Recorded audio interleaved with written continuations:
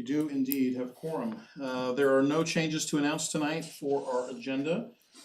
With that, we'll move to the approval of the previous meeting minutes from February 2nd, 2026. What is the pleasure of the commission?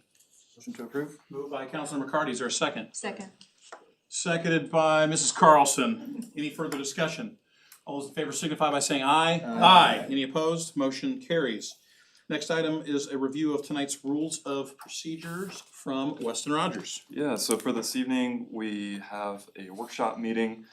So just wanted to cover a few rules of procedure. The department will introduce the petition, stating when the item was last before the Plan Commission. The Plan Commission and petitioner will then discuss the changes made to the ordinance, using the issue list as a guide for the discussion. Once the discussion is finished, the department will summarize the final changes that are expected to be made prior to the item returning back to this body. A few rules of conduct for this evening. Please do not disrupt the proceedings in any way. If you need to have a private conversation, then we ask that you please quietly exit the room. Please silence your devices at this time. If you must answer them, then please quietly exit the room. We would like to remind those attending virtually to please mute your microphone when not speaking. Thank you. Thank you very much. We'll move now to our consent agenda. We have two items before us, 2512 DDP-39 and 2602 DDP-05. If there's nothing from staff, I would entertain a motion related to the consent agenda. Motion by Mr. Bunkfist. Is there a second? Seconded by Dr. Keen. Any further discussion? Staff, would you please call the roll? Mr. Bunkevist? Yes. Mr. Horke? Yes. Mr. Khan? Yes. Dr. Keen? Yes. Ms. Carlson? Yes. Mr. McCarty? Yes. Mr. Mooney? Conflicted, so I'll abstain. Mr. Neal? Yes. And Mr. Woniger? Yes. Thank you very much. Next item of our agenda is a special presentation related to the Hortonville sub-area plan. And before I let Caleb take the reins, I do want to note for the commission that this is obviously kind of out of our general order. Typically, the first time we hear about anything in the commission, on the commission, would be related to a public hearing. That's not what tonight is. This is not quite ready for that yet. This is to give us an idea as we connect everything with Ironstone, provided that were to be approved. Hortonville would be obviously a big part of that. And so tonight's discussion related to this should be limited to asking questions related to what is presented, not asking for changes, because we're not there yet. We're kind of out of order. What we don't want to do is preempt a public hearing. So if you could please keep your questions related to the presentation, that would be appreciated. With that, Caleb, the floor is yours. All right, thank you. It's just a PowerPoint.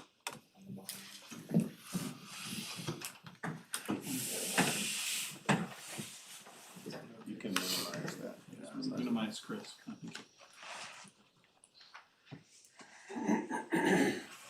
Just tell you. Yep, do that. Do you want it full screen? Yes.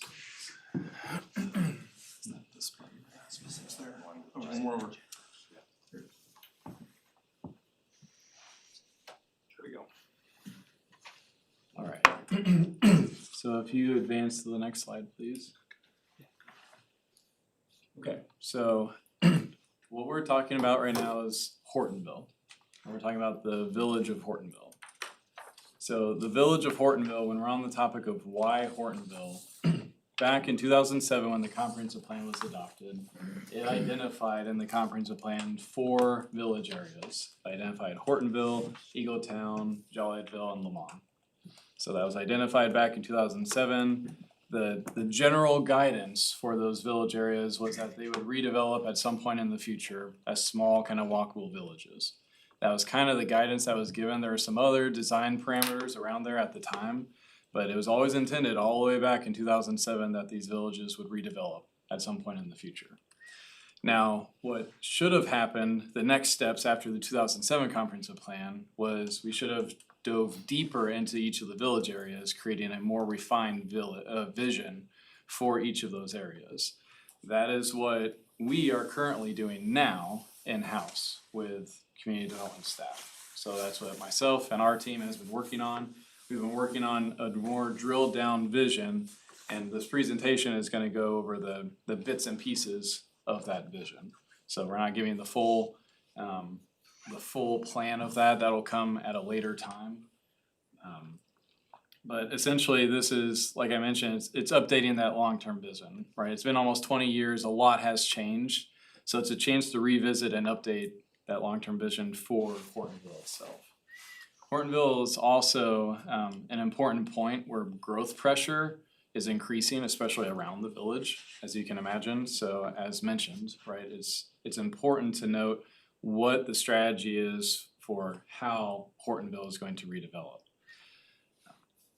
It's also an initiative that lets us be proactive instead of reactive about future development, right? It's an opportunity to be in front of this and to guide what future development is going to dictate in and around Hortonville. So when somebody comes to us and says, hey, there's a certain property within Hortonville, how should it develop? We have a vision for that, and we're not just reactive to that.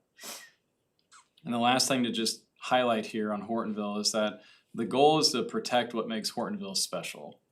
And we do that while planning thoughtfully for what comes next, for what development comes next. So the staff that I've been working with on this for probably 2+ years on Hortonville's specific vision, we've uncovered a lot of history, a lot of analysis of the existing structures, the property, the infrastructure that's out here. We familiarized ourselves with not only Hamilton County, but Sheridan Historic Society, our own historic society, a lot of in-person testimonials. So we've uncovered a lot of the stones about the history of Hortonville. Next slide, please.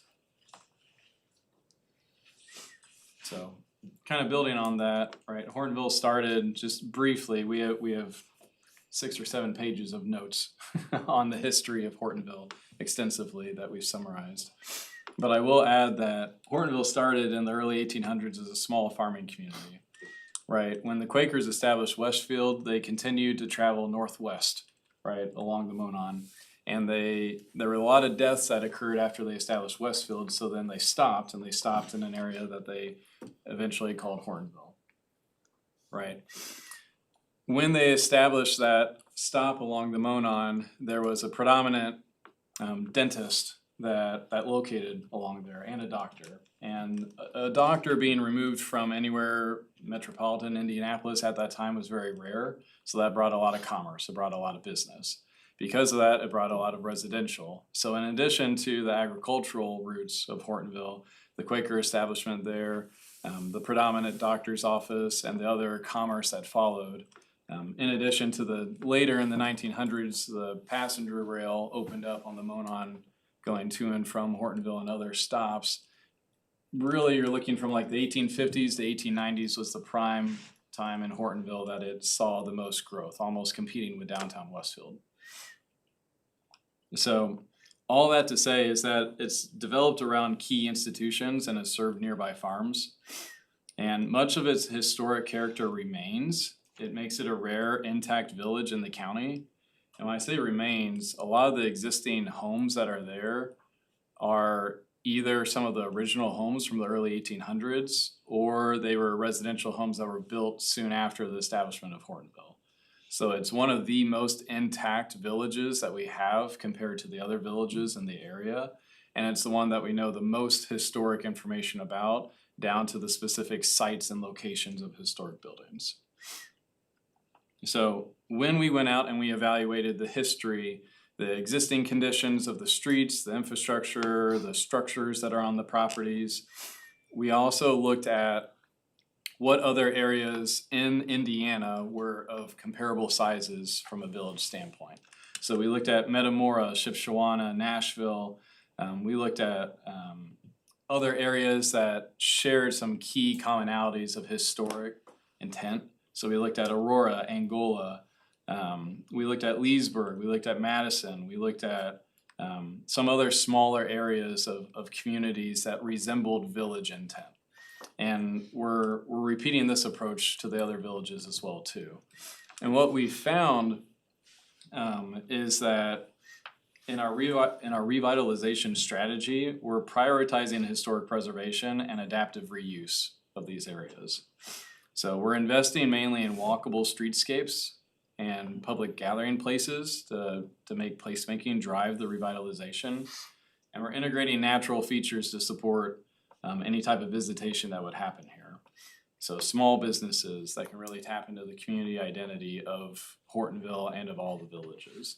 Now, to be clear, we're not saying that this is gonna compete with downtown. That's not the intent whatsoever. We're also not saying that this is going to be a sister destination to Grand Park. So it's not the intent whatsoever. It's not supposed to be tourism based. It's supposed to be a small community neighborhood node, if you take it. So if you live in and around the heart of Hortonville, you, instead of competing with the 50,000 other people in Westfield for a cup of coffee at Starbucks, you can walk down the street to the mom and pop shop at Hortonville to have your coffee, or to do a little shopping, or to have a sit down restaurant meal. So that's, the idea is that village themed is predominant and reoccurring here in Hortonville and for all the villages. And we'll get into kind of what does village theme, village design look like a little bit later here. That's kind of what we meant with like context sensitive growth, is that we're looking at this from an incremental standpoint. So when I say incremental, we're looking at what areas in existing Hortonville are gonna develop and as how. So we talk about historic preservation, we talk about adaptive reuse, reusing those structures as a different land use. Next slide, please. So really the outcomes of all the research is that we looked at, and again mentioning all the kind of a dozen other key villages throughout Indiana, is that each village had a central gathering place as the focus, whether it's a plaza, whether it's a park, whether it's somewhere where the community could gather and have key events or things that they could really tap into their heritage. So that's what it means by that village center focus. What we also learned is that all of these villages had tremendous growth opportunities, meaning that they weren't landlocked. So they had the ability to expand outside of the central space that made the core. So outside of their gathering place, outside of the retail and commercial uses, they had residential opportunities to expand and to be flexible when needed. Some of the constraints that we had that we considered is that a lot of the villages that we also looked at and considered were very specific to areas, so either canals or rivers, railroads, which again, you see the key location to the Monon as evident here in Hortonville. Some of the strengths, I mean, now that it's the Monon Trail, you have a strong amenity that you have the access from the Monon going into Hortonville. I already mentioned the historical and cultural anchors of all the structures that are still standing there, and the strong sense of the historic identity that we have. The opportunities that we have is again, you have trail-oriented development as an opportunity. I don't wanna go without saying that this is probably, again, out west, we have Eagletown and Jolietville, but the Midland isn't determined on the path where it's going there. The future is kind of TBD at the moment. We know where the Monon is, it's there, it's established, it's being used. So it's a key and prime opportunity to have trail-oriented development, essentially just meaning that there's activity that utilizes trail access. We're not saying that the whole idea for Hortonville is to build it all up along the trail or completely away from the trail. The idea is that we recognize the trail as an opportunity to interact with what happens in Hortonville. There, I mentioned historic preservation. The other challenges is that we do risk losing those historic structures. Right, we're working right now to specifically identify site by site which historic structures deemed the most historic statuses. There is low vehicle visibility, meaning that there's no direct connection to US 31. There's no direct connection to State Road 32. So you do go north and eventually get to State Road 38, but other than that, you do have pretty low vehicle accessibility to Hortonville. Another challenge is the market pressure. So again, what development pressures happen in and around Hortonville? It's important to understand that Hortonville itself shouldn't be intruded on, meaning the existing structures that are there, and you'd be really cognizant of what happens to those structures, because again, the one village in the area that has the most historic structures that are still remaining. And essentially the key themes that we came up that we developed on redeveloping Hortonville and what we saw in other Indiana villages were street parking. you had to have street parking in villages, right?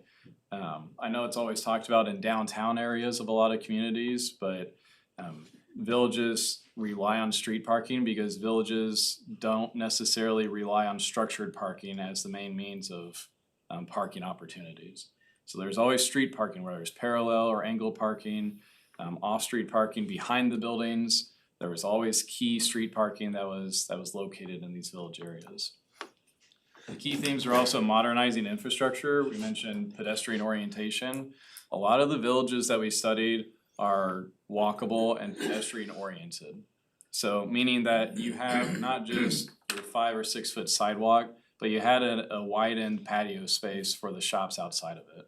So you had the patio space that meets at the same grade the sidewalks that are also outside of that. With the parallel or the street parking, you have either amenities like benches and your trash cans, your light posts, your tree buffer, some sort of softening effect from the street parking. So you're thinking of wider right-of-ways from the actual facade of the street or from the facade of the storefront to the street where the cars are actually traveling both directions. So that's what's meant by modern infrastructure. Again, pedestrian orientation, we focus on how do pedestrians cross the arterials. We looked at raised crosswalks, we looked at noted crosswalks, we look at mid-block crossings, we look at multiple ways that the pedestrian is protected, not the vehicle. So that's a predominant feature that needs to be kept in mind for not just Hortonville, but all the village areas as they redevelop. They have to be pedestrian oriented in order to succeed. When we talk about adaptive reuse, again, there's a lot of historic structures there. Yes, you could renovate them and use them as other residential uses, but what we typically saw in a lot of the villages we studied is that the historic homes were reused for mom and pop shops, for other businesses and offices, smaller footprints. So you have the opportunity to reuse the historic structures that typically have smaller footprints anyway. The public amenities dives into what we were talking about with kind of a central gathering area, access to the Monon, but also areas that the community can completely use as their own. We want people to identify with Hortonville, that they live in and around Hortonville, not just on the north side off of the Monon and Westfield. So we love Westfield, but we want to create that identity itself is a public amenity for Hortonville. Retail was another key theme. You had to have retail in villages. So we're not dictating how much retail, just like residential, we're not dictating how much residential is needed, but we made a note that there was always retail that was complementary to residential uses in villages. It cannot survive one or the other. That's where we found a lot of villages often died and lost productivity when you did not have one or the other. And we mentioned the central node as well. So the village itself has to be the central node of Hortonville's redevelopment activity.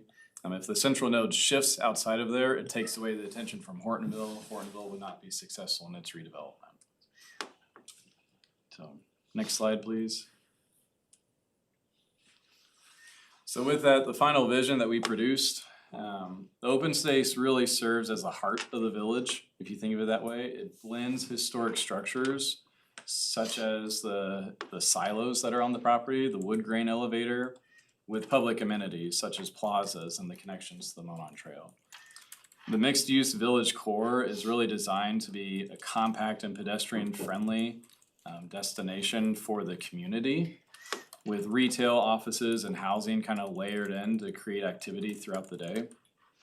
The residential areas around the core of Hortonville's main historic character allows for kind of small-scale adaptive reuse, such as offices or community spaces. And it really does extend that vibrancy into the neighborhoods around it when you can bleed that identity out past what the core of Hortonville is. And the street network itself and the trail connections tie areas all together. Almost every single village that we researched has a historic street grid that goes into it. Very seldom did you see one that was radial or that was like circular that radiated out from it. Those are more dense, more metropolitan areas. The villages that you see rely heavily on a street grid because that was formed off of either the railroads or the canals or any other type of main access into those village areas. So really that street and trail network ensures walkability, accessibility, and opportunities for the community to interact across and throughout the village. So with that all to say, next slide please. What we came up with is what you see kind of our proposed redevelopment land use map. Now, when we look at this, we have the different colors that are on the screen. So the green areas would be a green space, some sort of community space. The red would be the mixed use area. When we say mixed use, we always envision that 2 to 3 stories at most would be a mixed use. First floor would be a retail commercial component, and the second and maybe third stories would be either a small office or residential component. But essentially the idea is that it's a mixed use space for buildings to go there. The yellow area is residential. Again, the boundaries are not hard boundaries, it's just purposely left ambiguous because again, we're not determining what the amount of residential is, we're just identifying that there needs to be residential to support village redevelopment. The orange kind of gold color there is the adaptive reuse I mentioned. That color really does identify almost the existing structures in its entirety that make up Hortonville. That's why we identified all of those as a adaptive reuse opportunity. Again, reusing, renovating, and changing that use into something else that supports the village. And then there's 2 church properties in the blue. You have the Methodist Church on the southwest corner of Horton Road and 206th Street, and then the Heart Point Church out on the east side on 206th Street. What's also to note here is that the dotted lines, the arrows, are showing proposed kind of right-of-ways based on that historic grid. You can tell that the existing right-of-way are the named areas there, not just Hortonville and 206th Street, but there's smaller roads like Jack Street, Roberts Drive, Baker Street, Ormond Street, that kind of make up kind of that broken traditional street grid right now. The dashed lines give the opportunity to expand that grid and to create more of that gridded network. We also understand that the modern design of development can integrate into this, but it's important that those strong connections do need to occur. If you advance to the next slide, please. So the red area, again, Horton Road is right in the middle, going north to south, 206th Street, east to west. The mixed use area, developing this, again, a lot of what we saw in the historic village areas throughout Indiana is that you had not just on-street parking, but you had off-street parking that was tucked behind the buildings. You did see a lot of the buildings, like along Horton Road and 206th Street, that were facing the right-of-ways. The right-of-ways that were going more east to west, those connectors, you had more access to the parking, more of that visibility. But on the primary arterials, you would have the buildings that were fronting there. Where we would envision kind of the commercial retail spaces is that they're primarily fronting Horton Road and 206th Street. Anything too far away from those primary arterials would struggle, especially in a village sense. We noted that once you got away from the primary arterials or central gathering places of other historic villages we researched, those areas of commercial and office and retail did not survive. So it's important that we emphasize and prioritize a non-residential use along those primary arterials. Now, these are just general concepts. We're not saying that whatever happens in its redevelopment needs to match this 100%. It just needs to meet the intent. When we say mixed use, there's a mixture of buildings and uses and appearances that are in this area. And to give kind of that perspective from a ground perspective, if you go to the next slide, please. So this is looking at the northwest, at the intersection of 206th Street and Horton Road. So again, kind of a 2 to 3 story mixed use idea. And the idea here is that to put scale into reference, a lot of the older historic villages they had smaller ceilings. They had not your traditional kind of mixed use that you see like in downtown. So like the Union Building downtown is a much larger footprint, a much higher height than you see on the typical floors, than you see the older villages. Older village architecture also had a lot of those caps on top of the buildings, a lot of the cornice treatments that appear as if it's a third or fourth story, but it's really just ornamental, it's just architecture. Another thing to note is, again, just some sort of concepts of on-street parking. You have the street trees, you have the pedestrian sidewalk, and then a patio space that then goes to the facade front of the stores. You notice that at the intersection, there's bump outs that go into the intersection, so it really narrows and slows down the traffic naturally. What's not shown here is the pedestrian crossing elements, but the idea and that sentiment is at least expressed. You go to the next couple of pictures, just kind of show different views. So this is looking east, kind of at the mid-block of the mixed-use area. It's on the furthest, actually, and it's not the eastern side, it's the western side of the mixed-use area. And this is looking down kind of the middle of the mixed-use area that we identified. And that main vista of the silos there in the background, that's to scale. So the sheer height and capacity of those silos creates these really cool opportunities to solidify the agricultural identity of Hortonville as a focal point. Again, you see that there's some street parking, there's street trees, the pedestrian walkability, and the extra patio space in between the sidewalks and the storefronts. And the last image is looking east from the western side of the mixed-use area on 206th Street. So the first image was looking northwest at 206 and Horton. This is traveling west on 206th Street and looking back towards that intersection. Again, showing the different possibilities, the concepts. We're not saying that the buildings that go here need to look exactly like this. It's just conveying the concepts of what this possibility could be. And with that, that wraps up our kind of brief presentation. Not sure how I was on time on that. You had all the but- time in the world. Okay. This has been very helpful as we contemplate things. Commissioners, any questions that you would like to ask? Dr. Keen? First comment, I wanna thank you for taking so much time and the people you work with to research the history behind everything before moving forward. I think that's something that could get lost very easily, but configuring this something historical really sounds great. I would also, in my mind, as I think about Nashville and Shipshewana, wonder if somewhere, rather than having this develop on its own, if there's some sort of impetus that could be given, because not being directly attached to 31 or 32 could be a real advantage.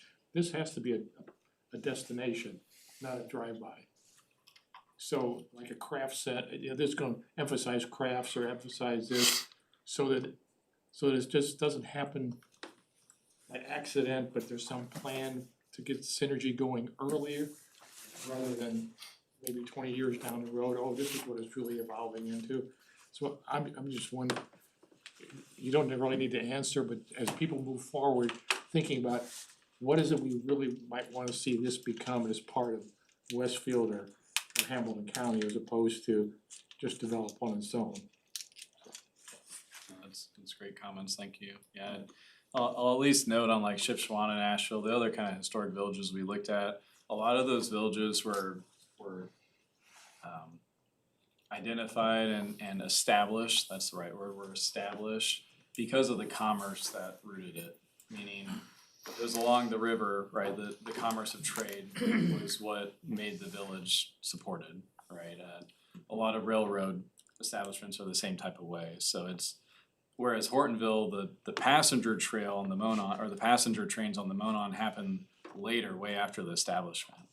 So this was primarily an agricultural hub, and again, because of the unique businesses is what kept the commerce alive here. So now, I mean, you're right, we do have the opportunity.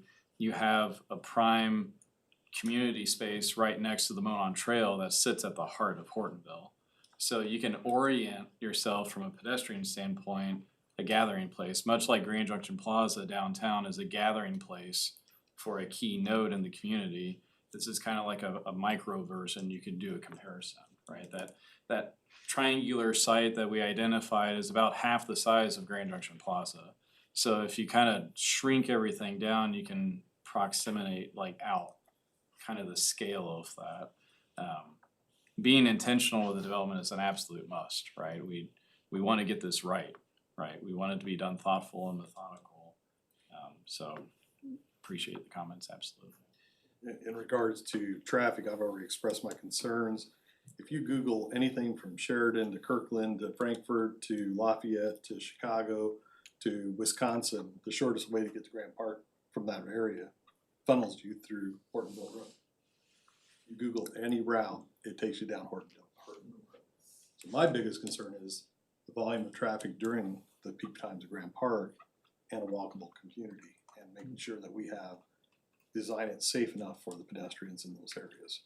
And I know one of the concepts is putting a traffic light there at the corner or at that intersection of 206 and Hortonville during peak times, backing up, long ways as people are trying to get through there. So that's one of my concerns with the walkable area. I'm in favor of it and everything. I'm just concerned about the volume of traffic that's going to be coming down that road, and actually is already coming down that road already. I haven't asked the county highway department for traffic counts, but I can guarantee since Grand Park's been built, that's been increased a lot. Well, you just go out to Winter Market, you can see the amount of traffic on Horton Road. Yeah. It's- Other comments or questions from commissioners? I think I'll wrap it up to say thank you so much for taking the time, especially with all of the pressures of the amount of things that are coming before staff and this commission.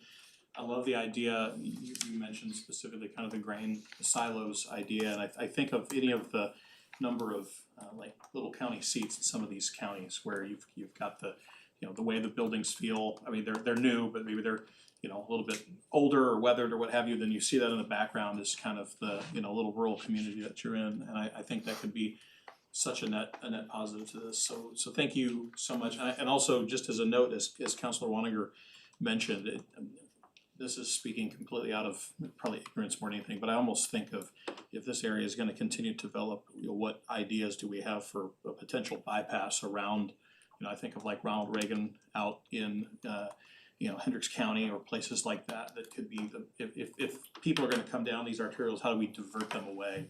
Those are, Mike, that's a great point, because actually, a lot of those algorithms that are run with those traffic apps and stuff, if you make this more pedestrian and slow down the traffic through that area, it'll take you probably down 31 then and enter that way. So people will still try to take shortcuts or those types of things, but that's how those algorithms are always changing based on the traffic patterns. And if people are taking the shortest route and the fastest route with those, that's where it's going to start mapping everybody. I was gonna say, I'm excited to watch, the council and the city's capital improvement plan play out in the next 5 years and how that even plays into that algorithm before any changes are made, cause a lot of things, Spring Mill and 191, et cetera, that are gonna change that could play into that as well. So. I think the last thing that I'll add here is that before we start diving into the graphics of this, that kind of land use map and the street network that we were talking about, when we got to that point in our development of this plan, we ran it by every department in the city. We ran it by the school system as well. We ran it by a public works department. We worked with public works closely on this, developing out engineering, making sure that street sections were accurate with what we were talking about. We talked to the police and fire departments, the parks department, all the city departments. So we made sure that cross-departmental and administration for sure, that there was all that coordination before we continued moving forward. Yeah. So it's not like community development has been working in a vacuum just ourselves. We've been branching out and been trying to coordinate with as many of the professional parties as possible. you guys have been punching well beyond your weight for quite some time, and we appreciate all the work y'all are doing. So if nothing else, we will move on to the next item on our agenda. Thank you, Caleb, very much. And that is 2511-PUD-19, which is the Ironstone PUD. Our planner on this is Weston. So I'll give you an opportunity to make your opening comments, and then we'll turn to Mr. Dobashewitz and company for further conversation. Yeah, thank you, President, members of the commission. For the record, Weston Rogers with the Community Development Department. The item before you this evening is the Ironstone Planned Unit Development District. The subject real estate is roughly 765 acres in size. As a reminder, the boundaries of this zoning request are generally northeast and northwest of Hortonville and southwest and northwest of the intersection at 6 Points Road and 206th Street. This proposed ordinance would permit a residential community with a mixed-use village center to be developed through the establishment of 4 districts. These districts include the lakes, the reserve, the village, and the Horton Square mixed-use block, each with distinct architectural and site development standards. As a reminder, a public hearing for this item was held back on November 3rd. And this item had its first workshop meeting on December 15th, and tonight we're continuing with another workshop discussion. John Dawashewitz of Nelson and Frankenberger is here this evening to provide an update on this presentation, an update and a presentation on the matter. Both petitioner and staff are available to answer any questions should the Plan Commission have any. So at this point, I'm gonna pull up John's presentation and I'll turn the reins over to John here. You set it up so far. Yeah, let me make this full screen for you. There you go. Good evening, everyone. For the record, John Dabashewitz, Nelson and Frankenberger. Paul Rio with Platinum Properties. Our client is here this evening. Jim Schinover, an attorney with our office, just stepped in. We had a double book on another jurisdiction, but was able to make it before we started. To go over like where we've been, we had a public hearing back in November, and we were at workshop in December. We were at workshop last month. At the conclusion of last month's workshop meeting, we had indicated that we're likely looking at 2 more workshops tonight and then March 16th, and potentially a recommendation from the Plan Commission at the conclusion of that March 16th discussion. The vast majority of the items that we would cover between now and that meeting would be locking down the commitments to show the Plan Commission what those commitments are with regard to dedication of the property identified for the school, as well as rental restrictions. And the mixed use area that you just heard about from the staff for the Hortonville plan. We'll provide that in advance of that meeting. The details that we have with regard to that mixed use space, the details mostly are in the ordinance already, but we'll cover that at your meeting on March 16th. At the conclusion of the January meeting, we received communication through staff from Mr. Mooney and Mr. Bunkefist, which we have responses that we've already provided you in advance of tonight's meeting. But in addition to that, in addition to the response to the issue list and in response to where we're at with staff, I just want to walk through some of this. Will be redundant to what we've covered in the past, but then we'll stop and cover those items that are new to you this evening. And I've kind of woven in some of our red line that shows, we provided 2 red lines. One was where we started till now, and the other was where we were in January till now. And I've woven some of those in for the assistance of the project description. As staff indicated, the site you see identified there in yellow is approximately 765 acres. That's the site layout. These are the various districts that this staff was discussing. Is this work okay, or is it better if I stand up? I don't know what the recording situation is, and I don't want to get coached about people not being able to hear. But let me, it's gonna be a little easier if instead of, because this cursor is so small, the Lakes District, the Village District, and the Reserve District, each of those 3 districts are approximately 230 to 240 acres in size. The last district, the mixed-use district of Hortonville here, that's what we're gonna cover at the next meeting. That's approximately 8 acres in size at that location there. This is one of the images from the red line, area A, B, and C here. We started out our submittal with a request for 600 homes in the lakes, 750 in the village, and the reserve at 400. As we began to further the engineering, make refinements, the big difference you'll see there is 750 down to 550 in the village area. And that is because that was a carryover when we initially filed of the potential of having additional real estate, which didn't materialize and wasn't submitted with the request. So that's the big change there. The intensity puts this development well under 3 homes per acre, approximately 2.6 for those that are keeping the math. And just wanted to show you that's where that's addressed within the ordinance. This is the lot type map. There are 12 different lot types, and we'll talk in a minute about the architecture of those 12 different lot types. And those 12 different lot types run from, I think, seven are anticipated in the reserve area to the north and east, and 9 and 8 in the lakes and the village area. The distinguishing factor about the village area, which is that central location, is that it's predominantly 80% plus homes that are served via alleys rather than front-loading driveways. The predominance of alley-fed product in that space, as well as it's the only area where townhomes are permitted. Those are the area here along the Monon and adjacent to the mixed-use area, as well as right up here north surrounding our 11+ acre centrally located common area. First, you have the lakes. You can see the different identifiers. These are all exhibits in the ordinance. These are all required compliance within the ordinance. So when we come back to you, it's that plan. If we were to change that significantly, that would have to be a change that goes back through the process of review. And again, the village area and the reserve area, these are all images that you've seen in the past. We're just continuing to refine and drill down with staff's direction. Weston's been great to work with, and he's actually seen some things that we, I don't wanna say it's form over substance, but things that hey, we need to clean that little area up, because there was a tweak in the plan that we needed to see. Back to the 3 separate areas, this is the 40 acres that, for the dedication piece right here. Currently the fire station under construction at that southeast quadrant. This is the amenity exhibit. Each one of those dots represents a focal amenity element within our plan. And I know this is ground we've covered in the past, but one of the questions that was asked, are we assured that the amenities are maintained? All amenities shall be maintained by an owners association. That's a text that we added to the ordinance. One thing we had to drop, and we dropped Frisbee Golf from the power line easement.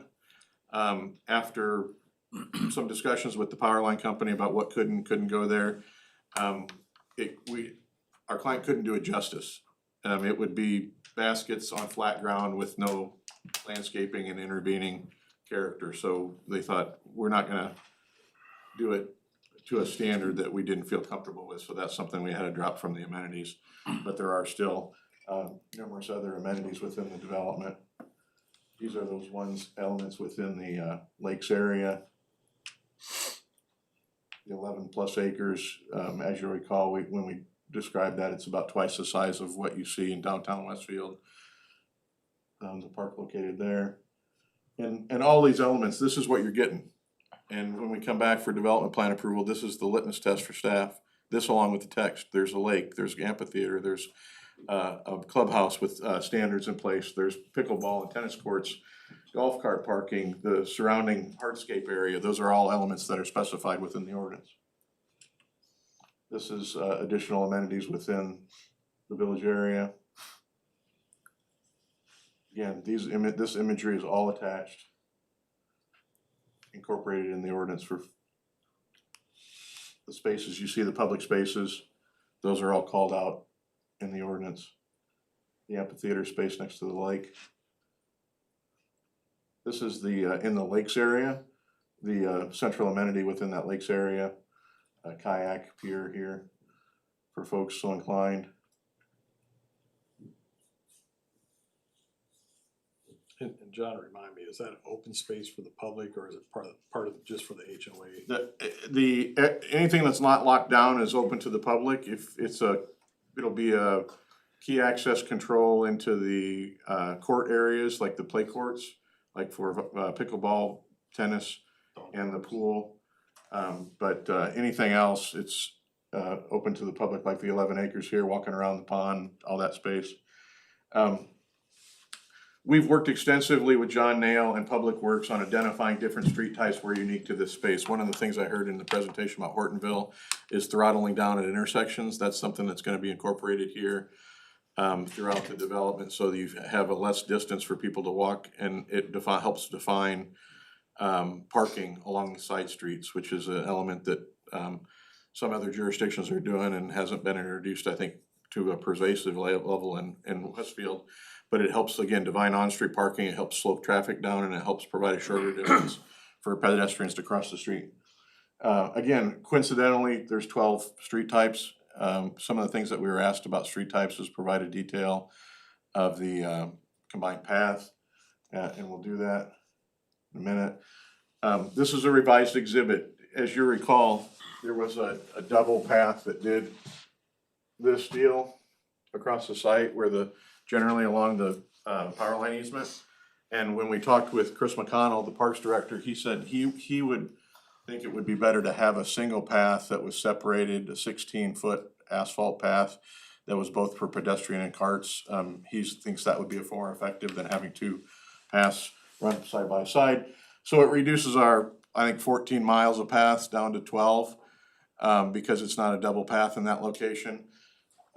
Another architectural component that I'll touch on in a minute is with regard to Mr. Bunkvis's comment about enhancing elevations that are adjacent to paths, but I'll leave that. This is our example. We were asked for an example of what type of signage or what would that path looks like, and where it says ped only, that's an area of the asphalt path that we'll either do in some kind of stamping or some element where it defines that space where pedestrians versus carts, one area versus the other, whether that's done with striping and signage or some other elements to help identify what that space is like. And again, that's just the trail that crosses generally northeast to southwest across the site. Well, one of the other things that makes things distinct here is the entry monumentation. It'll be consistent across the entire development, but there'll be a little different approach with wrought iron and taller elements in the village, shorter, wider elements within the lakes, and four-board fence there rather than iron fencing. So this is the type of style that you'll see along 206th Street. So that's 206th you see there. So on both sides of the village area, that type of element, that's your subdivision signage. It's not big elaborate signs. They call it a subdivision. It's more in keeping with the gridded street nature of the area. This is an element down here in the lakes area. Same mason material and stone work, but a different design that'll be applied. Lastly, in the reserve area to the north, a column with the reserve identification. The four-board fence style where it would be located, the decorative metal fencing and where that would be located. In all these areas, that's where it's gonna be located. And that's all public fence, that's all maintained by HOA, that's not individual on-lot fencing. Regarding open space, these are pretty incredible numbers, and I wanna go back over these with you. Typically in the UDO, we're talking about 15 to 25% open space in ordinary typical subdivisions. The Lakes has 35% open space, the Village has 29% open space, and the Reserve has 44% open space. So numbers that really speak to a pretty open design when it comes to the preservation of open space and tree preservation as well, that I'll talk about in a minute. But those numbers of open space are really looking at, in terms of percentage or acreages, we have over 250 acres of this 765, over 250 acres of its open space. 110 acres in the reserve area. This is a updated tree preservation exhibit. We made some modifications along the perimeters, in particular next to Monon Corner where we made those, we're matching this exhibit to the other illustration we showed you at the last meeting, right in here. The area of tree preservation within the reserve is roughly 35 acres. So of the 110 acres of open space, 35 of it's tree preservation, and that lies primarily central to the site here. It's got a lot of fall there. because there's an existing stream corridor that runs through the middle of that space. This is that exhibit next to Monon Corner. Monon Corner is to the west and to the south. The Shirley family lives here. The update to the exhibit is with regard to the specificity that we added here to the plan, and talks about what's happening every 100 feet of air, 100 feet, linear feet of area. Another question that came in from the public was, and I've got the text in, I'll show you the text in a minute, but these 6 lots, 1, 2, 1, 2, 1, 2, are the lots that we have specified in the ordinance that would be single-story homes only, not 2-story homes. That was a request that was made, and we acknowledged the request and made an adjustment to our plans. That's right here within the ordinance, page 11. Homes constructed on lots north of and 2 removed from Hamilton County parcel number, that's the Shirley parcel, those numbers, 6 lots total. So it's, I'm hoping the Plan Commission feels like it's not ambiguous, and we couldn't pick different lots than the 6 I just told you about, looking at the exhibit.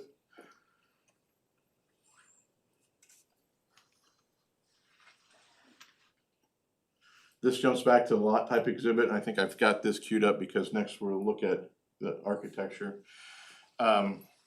Bunkefist asked for some additional detail with regard to the townhomes along the Monon, as well as the open spaces, and I jump back to the lot diagram. The couple open spaces that I think were being referred to are right here and right here, and we're committed to add additional landscape screening in that space. But also, we've updated and enhanced the elevations. This is a the 4-story side that will be interior to a alley. So the alley will run in between. The front will face the Monon. The front will face interior to the site. So imagine, if you will, and I've got another illustration. This is a sidewalk that would run in front of these buildings. This isn't the Monon. The Monon sits further removed, about 60 feet from the buildings to the center of the Monon. This would just connect at a couple places, so people's individual drive walks from their front door aren't going out onto the Monon, they're going onto an intervening sidewalk. The illustrator got the columns and the fence in the wrong location. It's actually this other side of the fence, so we don't have to have a break every time that there's a sidewalk intervening. It can be placed on the outside edge. It helps corral people too when they're out on that sidewalk, they're not cutting through. To jump over to the Monon, they're going over to the ends of those buildings and the connections that we have to the Monon itself. This is representative of a 3-story home product, and you can see some of these elements like the entry features carry over between the two. The lintel and the window treatments run between the two, where previously there wasn't that strong a visual connection. It's not intended that they be identical, but it's intended that they look like they're relatives. Whether that's builder A, B, or C, they'll look like they were designed. I like calling it a more campus approach. Generally, when you see campuses, there's several buildings. They're not identical, but they look like they all belong together. So this is a perspective. Someone standing there looking into the site, you can see that 4th-story element. This is that perspective looking down. I think we actually pulled that exhibit from what we sent out to Plan Commission. When we met with staff last week, they said, hey, can you add that back so everybody's got an idea, even though we're never seeing this unless we're flying by. To give you an idea of how that stair steps back, where it's a 3-story component and then a 4th floor living area. And this would be an illustration of how those would live adjacent to the roadway on the other side, not the Midland side, rather the Monon side, but the other. So this is that picture. One of the examples, somebody said, hey, there's a 4-story townhome in St. Carmel, north of City Hall, and it's next to the Monon. That's a completely different feel than what we're talking about, because that building would be positioned about right where this last tree is, about 15 feet from the center line. 66 feet of right of way, which is not ours. It's the city's. So you have about 30 feet between the Monon Trail and here, another 20-foot drainage easement, another 15 feet before you get to the first building. So 30 plus 20 is 50, another 15. We're 65 feet away from the trail. So picture, if you will, the situation where the 4-story townhomes are here. This is the industrial building clearly on the other side of the, if you're picturing the reference to downtown Carmel. It's not a situation where we're looking down onto the Monon. This isn't a privacy issue. This represents those buildings looking down. This is the sidewalk that runs in front of them, and we connect back over at a couple locations. Also, that combined cart path and pedestrian walk that I showed you, that'll cross the Monon one time. Before, I think we had a couple intersections that we were anticipating, and we reduced that down through working with Mr. McConnell and Public Works. I haven't provided all 12 types of buildings, but I just wanted to pull some of them to hit the highlights. Windows and garages, elements that you see here, masonry on all four sides. If I've got a front window on my house that has a mullion pattern in it, whether that's all across the way, I can't remember the name of it, or three at the top, three panes at the top and one at the bottom, that's gonna carry across the whole building. It's not gonna be no panes on those windows. All the windows would have treatment around all the windows, so if there was a 1x4 treatment around the, it would carry all the way across the entire home, and not just on the front. There was another request made to see if we can take a stronger look at streetscape diversity, as well as the sides of homes and the rear of homes, and our client took that to heart. Side building requirements will be applicable to every house. It's not just ones that would face the street on the typical side of the house that would face the street. Every house or common area, every house in the development would have enhanced architectural standards on all side elevations. And that's identified here. One of the other things to highlight in this language is where the cursor is right here. We were asked to continue to work on how we would position. There's minimum of 5 builders in the development, and there was some still question about what would be the highest percentage theoretically that one builder could build. And we've broken it down into 3 different areas, and within area A, which is the lakes, no more than 50% could be built by one builder. Within area B, that's the village area, there could be no more than 60% in that particular village area. And the reserve area would be 40%. When you boil down all the math, that theoretically a single builder could build 52% of the homes within the development. 50 was generally our target. And in working with the different builders that we're negotiating with, we came to, I think, what would be a reasonable accommodation to get towards that request. Exterior building materials, we talked about windows, we talked about side building facade enhancements that are in the ordinance. If I go to the next page, this is the next page, that was page 8, this is page 9. There's the language about rear facades.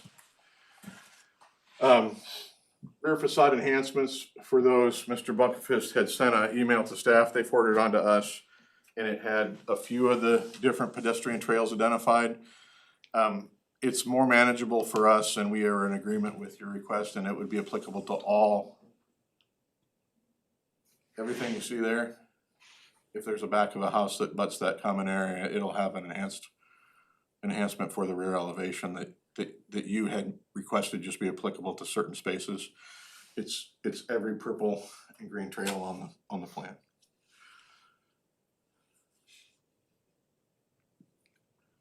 Another building type. So some of the things that you might see, this is a rear enhancement, this is a bump out, that's a sunroom on the back of the house. This would be a typical side. You see where there's a break there in the roof. So we can drive around all the neighborhoods and there's nothing wrong with any of the neighborhoods. I love all the neighborhoods in the city. The typical treatment would be, that's all horizontal siding. The windows are all single pane windows, and there's no surround treatment on the windows. We have masonry on all 4 sides. There's a break in the eave. There's additional roof planes. There's multiple windows on a side elevation. Those are the types of things you're gonna see on all houses within the development, and those are the standards in the ordinance. We provided a streetscape for each lot type, multiple front elevations, and then side and rear elevations. I think there's one other one I wanna focus on. Oh, sorry, that's one of the other alley fed lot types. This is the one that has a front in the village. If you have a front loading garage, you have to have your garage set back, because you've got other homes across the street that there's no garage facing that street. So this de-emphasizes the garage door in that application, that situation within the village.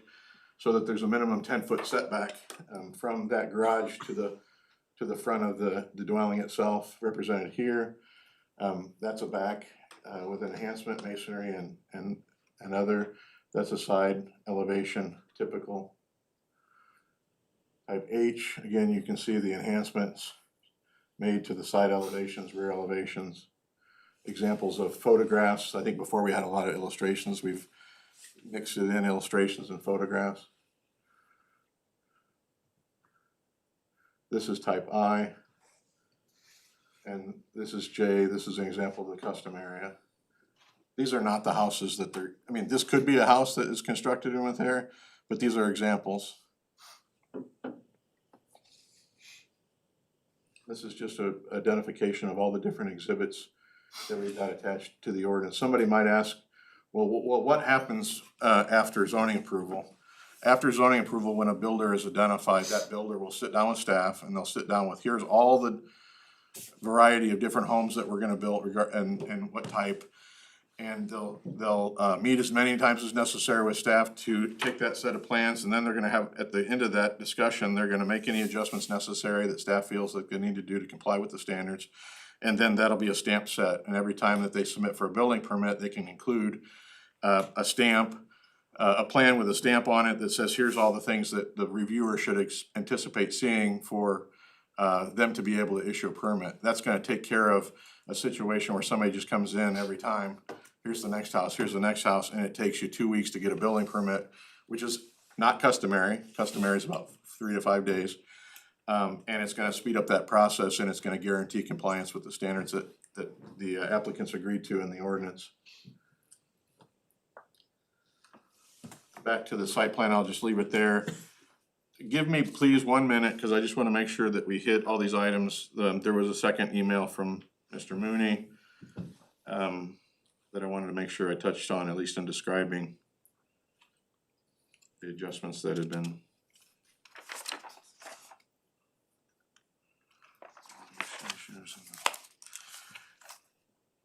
Again, I think that covered everything that were our adjustments and updates to the ordinance. Again, after tonight, we'll address anything that comes up as part of tonight that there's an expectation that we do, but we'll coordinate with staff the finalization of a concept plan that is similar to the level of detail you saw in the other lot type exhibits for that mixed use area. And you can almost see it here if you wanna zoom in. Here's that mixed use space within the plan. We'll be back there. You'll see those elements that staff talked about incorporated into this design. And our anticipation will be to get that to staff on or before the 6th of March. That's 10 days in advance. I think that's the date we set. And then it'll be sent out to Plan Commission. We'll review it on the 16th. And at that time, we'll have all the different pieces of the puzzle, the road enhancement and improvement imagery that we had shared with you. I think John Nail spoke at the December meeting, and the language attached to that, the commitments that we're providing on rentals and dedication of real estate, and the entire ordinance. And what I'll likely do, because I don't anticipate many changes between the text that you saw today and the next meeting, we'll probably just provide a red line from start to where we're at that point, unless staff, I mean, we can run another one unless staff wants to see a from tonight to the other, if necessary, if there's some need for additional enhancements. But I'll stop and look for your questions or suggestions or comments. Thank you, John. Start down this way. Commission, comments, questions, concerns? John, you might have mentioned it, how is short-term rentals and long-term rentals gonna be addressed? The long-term rentals will be, that language will be the same language the council's seen in the past with one exception. Our understanding is that the expectation will be that it will be reduced from allowance of 15% to 10%. And we'll include that in the commitments that we're making on this real estate. So we're not recreating the wheel in terms of what you've seen in the past. We're just applying it here and understand the expectation. Further comments? How many builders are gonna be? A minimum of 5. And that doesn't apply to the, The reserve custom section. yeah, the customers. Like, Reserve custom will be open? Chatham or. Because we said each builder has to build at least 5%, and that wouldn't be applied to the custom site where it might be a one-off. Right. So someone could bring their own builder. Yeah, well, and that's the expectation. It would be if in that area, there could be a dozen different builders. I like that. I like having open to builders. It keeps market prices within a decent range versus I've seen others take advantage of that when it's only 1 or 2 or 3. Okay, that's great. Thank you. Further comments, questions? Did I miss, was there an update on the acreage for the school? It's, well, that parcel's plus or minus 40 acres. Mr. Buckhurst. So John, I think you may have mentioned, but just to confirm, some of the lot type changes on the district mapping is to accommodate that updated trail commitment, correct? So if you're looking at the lakes, for instance, the plans have changed some from type E homes to, or excuse me, type J homes to type I homes and small changes like that, right? So I'm assuming that's for the rear. here? Yeah, it's there, and then it seems to correlate to the trail system, so I'm assuming it's for the rear elevation Well, commitment. it was coincidental because that's a divider of the space. We've got a builder that's interested in a small enclave Okay. of houses right in that space there. Yeah, and so that went to type H, but I mean, saying like within the lakes as well, though, that's why that happened too. With south of it, I mean, there's a slew of it again. I'm trying to get the color coding right, where we're going from. Yeah, depending on the alleys and the access to the trails, some of them have been adjusted from Okay. type X to Y. I don't have them all to heart, but we've modified the plan a dozen times. Awesome. Because No, I like each it. time we look at a request and we go, oh, that won't work along here, you know. Yeah. For example, in the village, we had a lot of alley, but we also have some front load because of the power line. Yep. So that, you're seeing remnants of that in each, modification. The small sliver that's still south of 206, close Yeah. to Chatham, right here. Yeah. Still not a fan of that, and I'll go on an anecdotal though in a second. Just Why- regarding a lot type or Both. So some went from type C to type B, specifically what I would call the eastern stretch, right? We went from type C to type B, so I was already not liking the density of that area. Had proposed if we were gonna keep it, make it custom as well, but if not what it is. We've now shrunk lot sizes for 7 of those homes, I believe, from 4,100 to 3,100 square feet. Again, that's the eastern home lot typing. Was there any reason why that happened? One of the issues with that small piece is we're waiting for the Hortonville plan, which we just saw tonight, to see the streetscape, how they connect. So this southern, so for example, this tie-in, Mhm. trying to keep that consistent with the plan. I mean, we can look at exact lot types, but the streetscape was driven by waiting for what are we tying into Right. here. And so I think that's the second point, what are we tying into? I think tonight we understood what the historical preservation aspect is, what this could be. I still don't think what we know what it will be. And so I'm still pretty adamant that that is an additional bill that maybe isn't necessary now, because for all we know, that could be a cool gateway coming west down 206 of what the city staff's trying to do within that district plan overall, right? And so I think with everything you have considered here, all the volume you have considered here, to have what I'm gonna call 15 homes as a breakout just south of 206, that may or may not feed into what happens one day is something that I'm still not fond of, and is a real sticking point for me on this one. But other than that, John, everything that I feel like we talked about last time was handled, and I appreciate it. but we'll sit down and noodle over your comment about this particular space. And before the next meeting, we'll have a response. Kevin, this is more of a comment in regards to back in 2006, 2007, when we came up with those village concepts. If you remember that, Bridgewater, Village area, the Eagle Town, Hortonville, all those types of things. If I recall correctly, I think we had come up with some signage for those as well, so what sparked me to that was those signs, those pillars, I think it was slide 10 or 11 or something like that, you were showing those. We'd come up with some concepts, you remember that? Yeah, it was gonna be like, for this example, this would be like, the lakes of Hortonville, Westfield, Indiana. something like that. So you knew when you were kind of going into those districts. We kind of had a district, it was, kind of a marketing plan with all those that you knew when you were going like from one district to the next, like, you're going into Clay Terrace area or something like that. Or the Village of West Clay, you know, those types of things. So just think So about.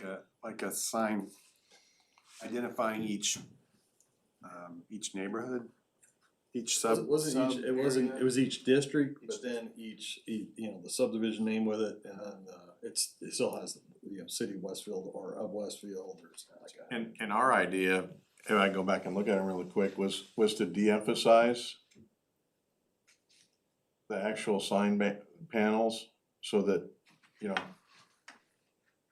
old neighborhoods of old that developed on that grid pattern and there might be 8 different subdivisions, right? And you really didn't, you knew where you were because where you're at in general in Hortonville.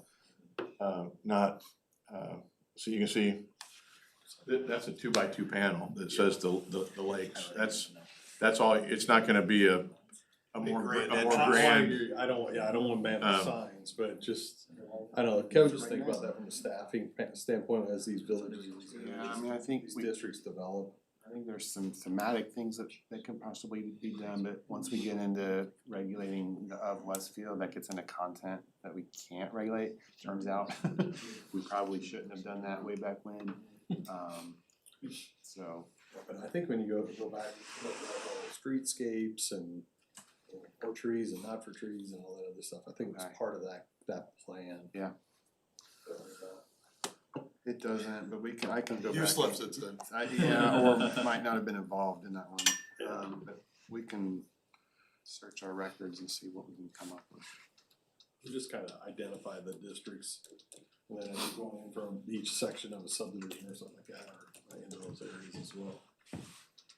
And one of the things that's unique to that space, that'll be the mixed use space, you'll see in the ordinance that there's a provision that when that's the development's plan for that, when the development's filed for that plan, it picks up all the street frontages in that space, so the only thing you're left with is where there will be buildings and parking, and part of that is gonna be the streetscape, the street trees, on-street parking, sidewalks, how all that's dealt with in the public space. The thing would be only leaving that area, and they'll seed it and grade it until, you know, the buildings are going in, but the plan commission will see that overall treatment in terms of on-street parking, signage, landscaping, the whole package for how the public space is treated in the mixed use area at the very beginning of when that launches. Further comments from commissioners? I also appreciate the way you guys have taken feedback in and, you know, when you redid the houses for and the berm that you're putting for the other, I think that you guys have done a good job in listening to the neighbors from that perspective, so thank you for that. I appreciate the comment. We have another meeting scheduled later this week with another resident, and if something changes or comes of that, we'll add it to the ordinance. Great, thank you. Last thing I had, you mentioned a little bit, kind of the subcommittee on the infrastructure roads and stuff like that. The plans come together very well. We've seen some really good concepts and planning in regards to phasing of the road improvements in those areas and things like that. I think I sent an email on that today in regards to things, additional things I'd like to see, but I think we're getting close, and we'll probably, I sent an email out a little bit ago, probably gonna have a meeting the first or second week of March to kind of fine tune that a little bit more. Yes. And our intent is to present that at the same meeting to council that we present the ordinance, so it's one package. For the rest of the plan commission, we've had maybe 5 meetings with engineering and staff, public works. On timing, what pieces are the developers' costs, what pieces are the city doing, you know, how are we gonna package all that up over the 10, 12 years that it takes to develop, so it's coming along well. It's A lot of thought went into it in regards to, you know, 193rd Street being reconstructed as far as keeping Grand Park access and available, as well as other developments in the areas, so a lot of thoughts gone into that concept or that plan. Any other comments or questions from commissioners? Seeing and hearing none, thank you very much. Your attention to detail has been great. happy to see what comes next. I'm particularly appreciative of that aggregate number on maximum build. You know, you guys originally started 60, yes, 50, 52. Pretty good compromise. Jim wants to bring something. I'm sorry. Anything? Yes, I do. I'm sorry, Kevin, I almost let you off the hook. It's alright. Yeah, it should be fairly brief. It should be brief. Yeah. Really not a lot here, picking up on a couple things that John mentioned in his presentation. That they're already planning to resolve before March 16th, meaning the rental restriction, language, school property, and then the mixed use area plan. We talked about those. And then other things I heard through the conversation afterwards was, to your point, reevaluating. Yeah, the area east of Hortonville, south of 206th Street, I guess. That was the use type specifically that you're, My utopia would be that nothing goes there at all yet. Okay. And if it's something that they hold for a couple of years to understand best use when Hortonville comes online. My utopia would be to get the church to move over there. Yeah, The one that sits in the intersection yeah. of Hortonville, if you've driven up there, it's like you park in the Ask the street, church go to their church. Don't ask the church their utopia. Yeah. Yeah, understood, right, but just understand. We've always struggled with that little piece. It doesn't fit It's difficult. a lot of the things we've tried are kind of, Yeah. Maybe you we're not there yet. could donate it to the church. Yeah. They might be willing to move. So It's there's a consideration. Yeah. Kevin, anything else on your And list? the yeah, one thing I forgot to mention about what the presentation was street cross sections are being worked on, finalized, and that will be ready for the 16th. And then Kurt, your comment about signage, I've got a note about that to look into that. So anything else that's like outstanding that hasn't been addressed? So, as a point of clarification, I think I heard maybe Mr. Dobashewitz mention that at the next and what I assume is final workshop, that you would also potentially be asking for a potential recommendation. Did I hear you right, or did I just mishear that? Yes, please. Unless, so we're gonna be there, and we're gonna present that information. If the plan commission, it's up, you know, we understand Sure. that. If the plan commission's inclined, we would ask for a recommendation at the conclusion of that meeting. There won't be anything else for us to cover.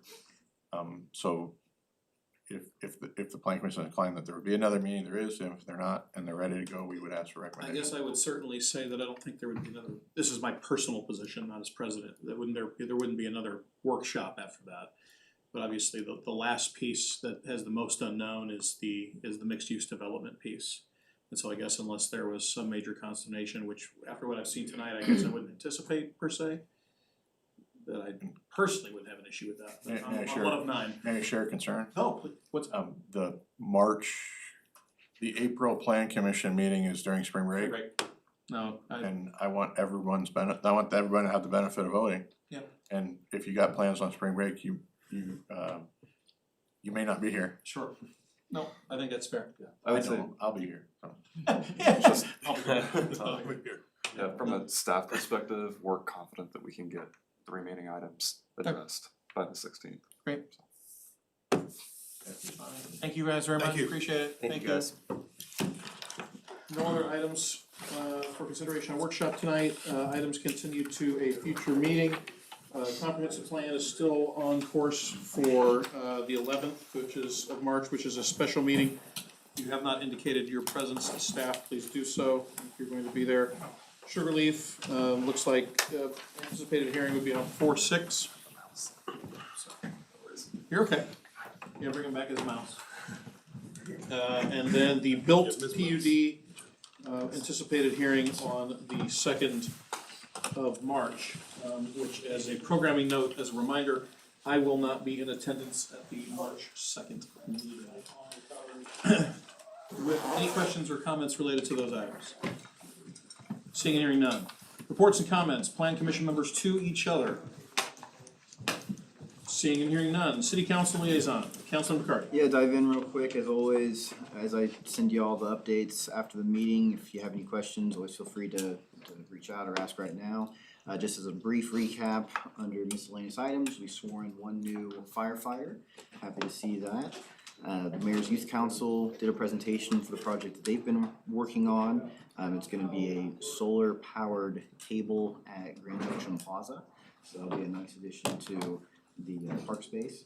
Under older business, we adopted the sign standards amendment to the UDO. New business, authorizing and approving conditional appropriation. That'll be before us here at this next Monday's council meeting. Reserve at Cool Creek annexation, phase 2. I've touched on that briefly. Again, if you have questions, let me know.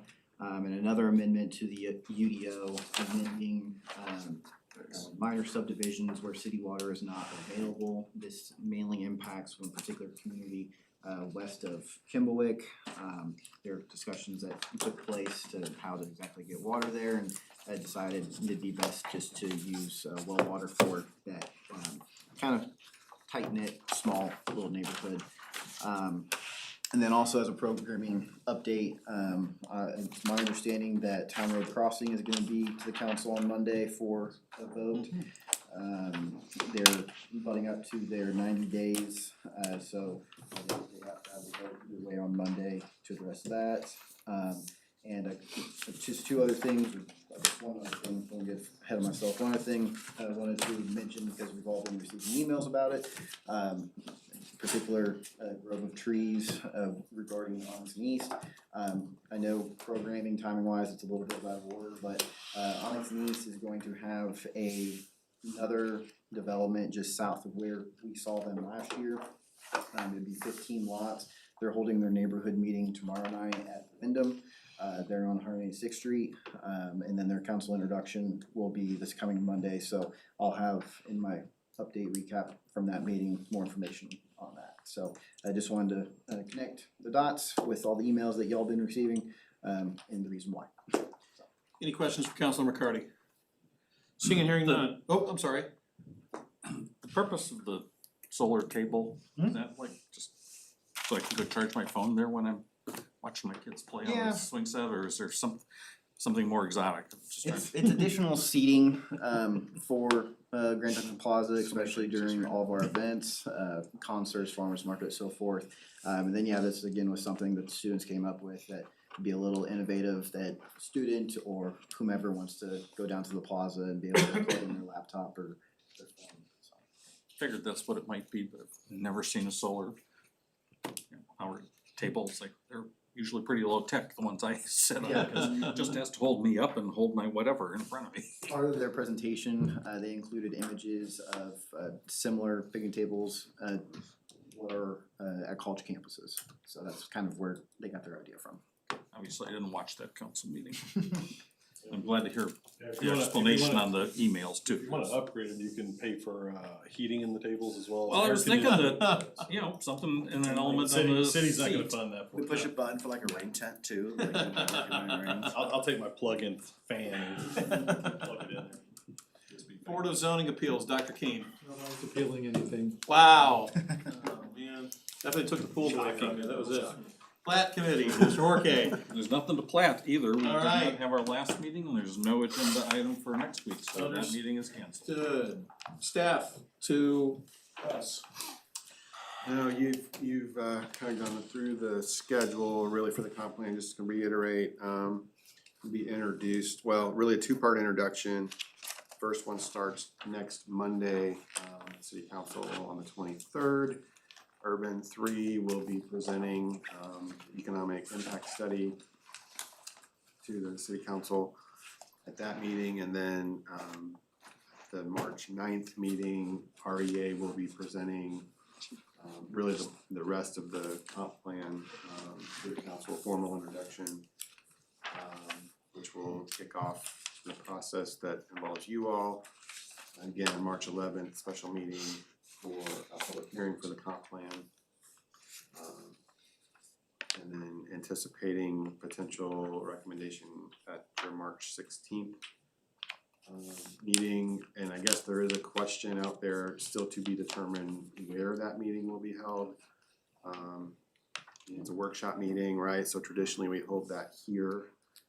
As we heard, Ironstone is planning to be back at that meeting for an additional workshop discussion update on the remaining items that we listed tonight, and then potential comp plan discussion as well. So trying to decide if we keep that meeting here or move to City Hall, so to be determined. Did I hear John say he wanted a recommendation that same night? That's correct.